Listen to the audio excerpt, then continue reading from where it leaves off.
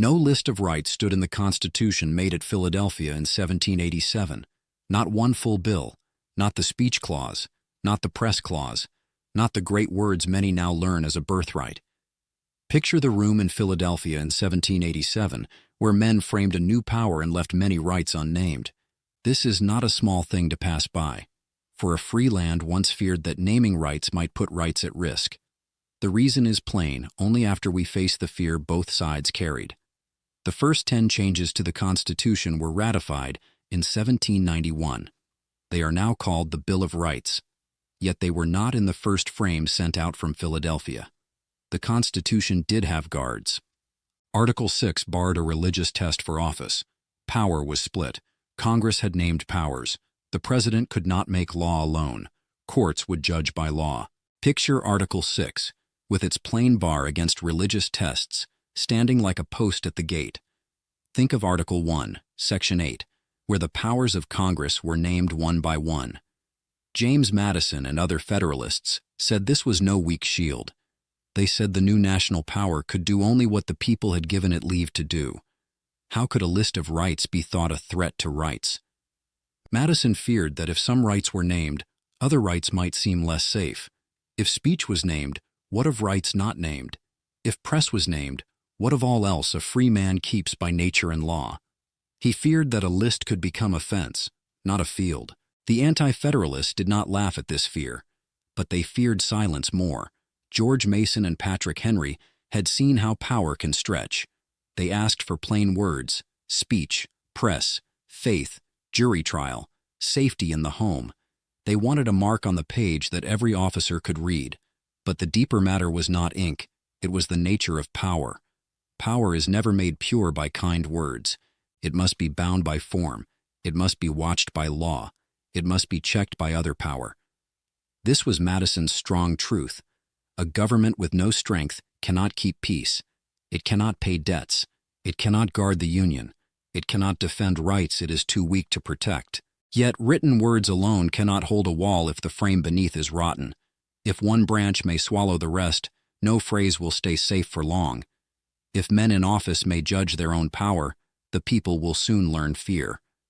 So Madison was right to care about structure. The bones of a free state matter. Picture George Mason in Virginia, asking why speech and faith should be left to silence.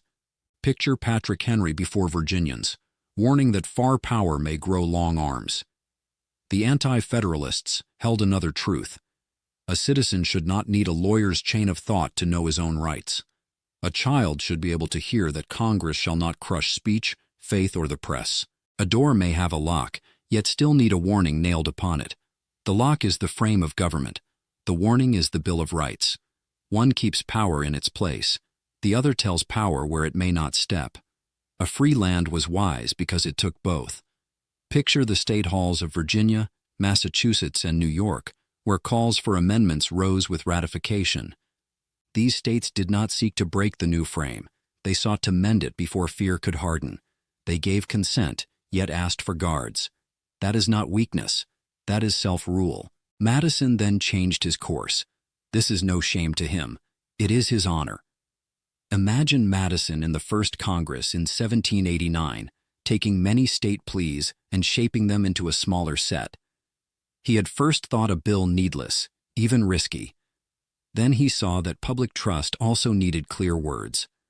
The Bill of Rights did not defeat the Constitution. It completed the people's trust in it.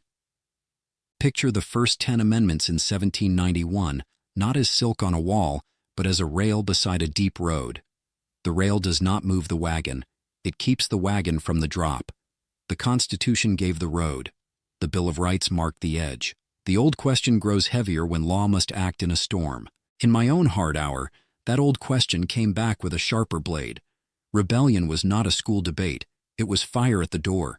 The Union itself was in peril. I faced force, spies, broken lines, and fear. I also faced the rights of men. Picture my desk in 1861, with war at the door and habeas corpus on the page. Some said no right should bend, even if the government fell. Others said war excused almost any act. I could accept neither plain rule. A free government must live, or no right can live within it. But if it lives by lawless power, it has wounded the thing it claims to save. I asked Congress a hard question on July 4, 1861. Are all the laws but one to go unexecuted, and the government itself go to pieces, lest that one be violated? That question did not make rights small. It showed how fearful the choice can be. Rights are not toys for calm days only. They are grave trusts. To touch them is to answer before law, history, and God. Picture a newspaper office in wartime, with a pressman unsure what power may silence him. Picture a suspected Confederate friend under arrest, while neighbors ask where law ends and fear begins. These are not easy scenes. They show why Madison and his foes both still speak to the nation. Structure alone may be stretched. Written rights alone may be bent. A republic needs both and also a people awake enough to care. The lesson is hard because both caution and force can be right, and both can go wrong. So what is asked of a citizen? Not rage, not blind trust, not dark doubt of every public act. The task is steadier than that. Know the frame. Read the rights. Ask what power has been given. Ask where power has been barred. Do not praise an act only because your side likes it. Do not curse a rule only because it slows your wish. Picture the first Congress in 1789, not as a band of perfect men, but as men under public trust. They had to listen. They had to sort fear from wisdom. They had to turn hundreds of calls into law. Such work is slow. It does not flatter pride. Yet free government is built from such slow labor. The Federalist and the anti-federalist were not simply enemies. They were two watchmen at one gate. One looked for danger from weak rule. One looked for danger from strong rule. A wise people hears both cries. If the watchman for order sleeps, liberty may fall into chaos. If the watchman for right sleeps, liberty may fall under command. This is why the Bill of Rights almost did not exist. Not because liberty was unloved, not because the founders were careless. It nearly failed because men who loved freedom feared different paths to losing it.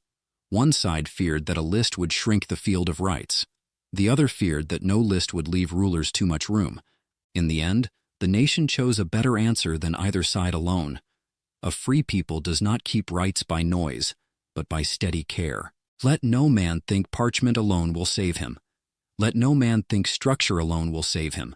Let no man think good leaders alone will save him. The guard of freedom is law, rightly made. It is power, rightly checked. It is rights, plainly named. It is citizens trained in patience and courage. The Bill of Rights is not a relic. It is a daily charge. It tells the officer that power has limits. It tells the court that duty has a measure. It tells the citizen that freedom is not a gift from rulers. It is a trust that must be kept in both law and life. The Republic can be saved, but it is not saved by memory without duty. It is not saved by fear without thought. It is saved when one citizen at a time learns the old balance: power enough to govern, restraint enough to remain free, rights plain enough to be known, law strong enough to endure. When power asks for trust, will you ask for law?